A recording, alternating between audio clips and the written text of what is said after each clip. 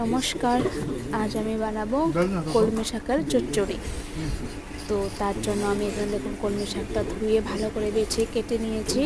তার সাথে দেবো কয়েকটা আলু, পেঁয়াজ দেবো। তো তা কড়াইতে আমি তেল দিয়ে দিলাম, ফোড়নে 5 ফোড়ন, একটা শুকনো লঙ্কা, তারপর আমি আলু আর পেঁয়াজটা দিয়ে দিলাম।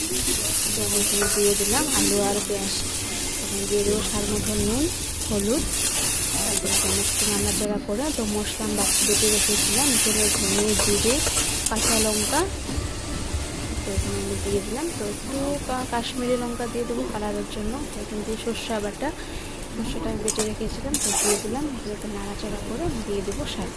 তো শাকটা দিয়ে আমি একটু ভালো করে নাড়াচাড়া করে একটু ঢেকে রাখবো। তারপরে একটু পরে আমি ঢাকনাটা উঠে একটু নেড়ে দিয়েছি। তো আমার কলমি শাকের চচ্চড়ি রেডি। যদি আপনাদের একটু ভিডিওটা ভালো লাগে তো আপনারা বানিয়ে খাবেন, ভালো লাগে খেতে, শেয়ার করে দেবেন।